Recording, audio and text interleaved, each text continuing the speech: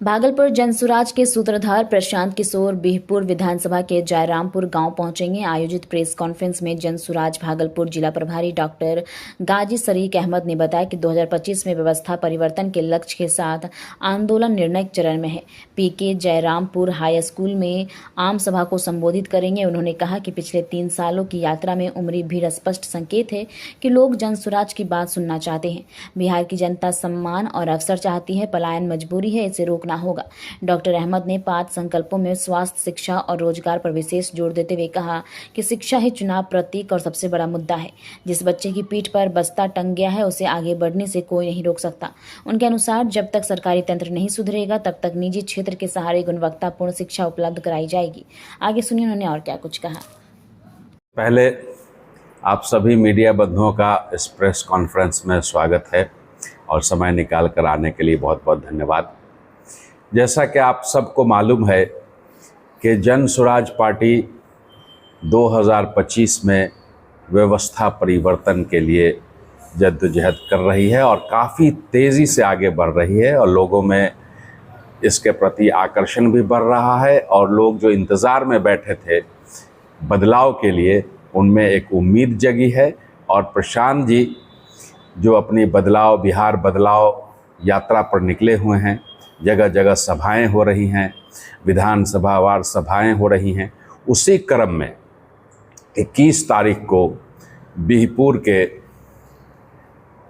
Jairam high school Bihpur में 4 बजे उनकी सभा रखी गई है और इस सभा में वो यहाँ बिहपुर की जनता को संबोधित करेंगे और लोगों को जनसुराज से क्यों जुड़ना चाहिए, जनसुराज क्या करेगा, इस पर विस्तृत चर्चाएं होंगी। लोगों से संवाद स्थापित करेंगे। जैसा आपने पिछले 3 सालों से देखा है कि प्रशांत जी लगातार यात्राओं पर हैं। पहले पद यात्रा पर थे, अब लगातार बिहार बदलाव की सभा यात्रा पे हैं और जिस तरह से लोग उमड़ रहे हैं और भीड़ उमड़ रही है, अभी तक इतिहास में किसी भी गांव में, किसी भी पंचायत में, किसी भी ब्लॉक में, किसी भी विधानसभा में जो उस स्तर की सभाएं हो रही हैं, इतनी बड़ी सभा आज के डेट में किसी पार्टी की नहीं हो रही है। रिसेंट पास्ट में भी किसी पार्टी की नहीं हुई है, जो ये बात बताती है कि जनसुराज के प्रति लोगों का आकर्षण क्या है, उसको सुनने आ रहे हैं और जो लोग सुनने आ रहे हैं वो लोग बात समझ कर जा रहे हैं। क्योंकि प्रशांत जी जो बात कहते हैं, आपने देखा होगा कि किसी विरोधी ने भी आज तक इस बात का कोई विरोध करने का कोई ये उनके पास कारण नहीं बना कि प्रशांत जी कोई गलत बात बोल रहे हैं। तो पब्लिक में जो बदलाव है ये ठीक वैसा ही है जैसे गांधी जी जब आए भारत, तो उन्होंने जब शुरू किया, अपनी यात्रा शुरू की, तो उसी समय में चौड़ी चौड़ा के समय में ही भारत अगर उसको और आगे जाता, गांधी जी उस और आगे बढ़ते तो आज़ादी मिल जाती। लेकिन गांधी जी ने कहा कि नहीं, आज़ादी का मतलब सिर्फ सत्ता परिवर्तन नहीं है, आज़ादी का मतलब है कि हम उस आज़ादी के लिए तैयार हो। तो जनता इंतज़ार में थी बदलाव के, लेकिन जनता को क्या चाहिए, क्या अंतर है, खुशहाली किस चीज़ का नाम है, सेल्फ रिस्पेक्ट, इज्जत किस चीज़ का नाम है। आज बिहारी अलग अलग राज्यों में गाली दिए जा रहे हैं, मारे जा रहे हैं, पीटे जा रहे हैं। 50 लाख से ज़्यादा नौजवान 10-12 हज़ार की नौकरी के लिए बाहर पलायन करने पर मजबूर हैं। और हमारे नेता लोग टीवी पर बैठ करके अपने भाषणों में बड़े गर्व से कहते हैं कि अगर बिहारी दिल्ली में नहीं रहे तो दिल्ली गंदी हो जाए। दिल्ली की सफाई का ठेका बिहारियों के पास है। क्या यही काम रह गया है जो हमारी ज्ञान की धरती थी, जहां बाहर से लोग ज्ञान अर्जन करने आते थे, आज हम मजदूर की फैक्ट्री बन के रह गए। हमारे नौजवान जिन्हें घर पे और घर के आसपास रह के रोजगार करना चाहिए था, जिनको माँ बाप की सेवा करनी चाहिए थी, माँ बाप को उनकी ज़रूरत थी, नौजवान हैं, शादी हुई है, नई नवेली दुल्हन को छोड़ के बाहर पड़े हुए हैं, छोटे छोटे बच्चे हैं, उनको बाप का प्यार नहीं मिल रहा है। ये कोई शौक से नहीं हो रहा है, ये सिर्फ मजबूरी में हो रहा है। सिर्फ 10-12 हज़ार के रोज़गार के लिए उन्हें बाहर जाना पड़ रहा है।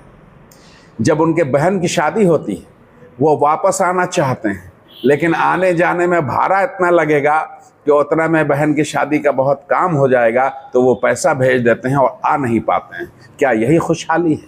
जब तक हम इससे आगे नहीं बढ़ेंगे, तब तक हमारा विकास, हमारी खुशहाली और हमारे अंदर जो चेतना है वो इसी तरह से प्रभावित रहेगी और हम आगे नहीं बढ़ पाएंगे। बिहार को आगे बढ़ाना है तो एक एक यूनिट को आगे बढ़ाना होगा, एक एक परिवार को आगे बढ़ाना होगा। और इसी बात को समझाने के लिए, बताने के लिए प्रशांत किशोर जी आ रहे हैं।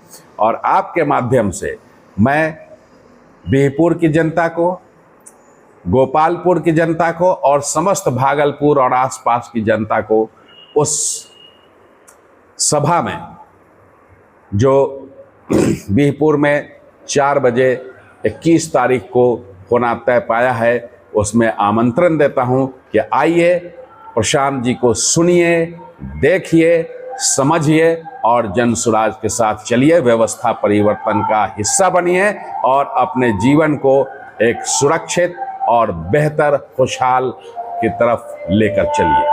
धनबाद में पहली बार ऐसा स्टील फर्नीचर जो दिखने में भी रॉयल और मजबूती में भी दमदार।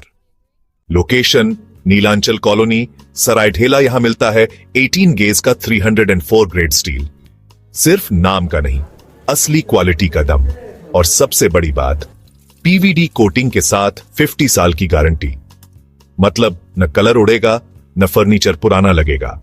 हर प्रोडक्ट कस्टमाइजेबल है। आपका डिजाइन, हमारी मेहनत, सर्विस चार्ज बिल्कुल फ्री। और दाम मार्केट से सस्ता। अलमारी, टेबल, किचन रैक, जो चाहे वो बनेगा आपके स्टाइल में। अभी कॉल करें 8789815488 या 9608676782। Chanchala steel furniture, Nilanchal colony, Saraidhela. एक बार आइए, देखिए, फिर कहीं और जाने का मन नहीं करेगा।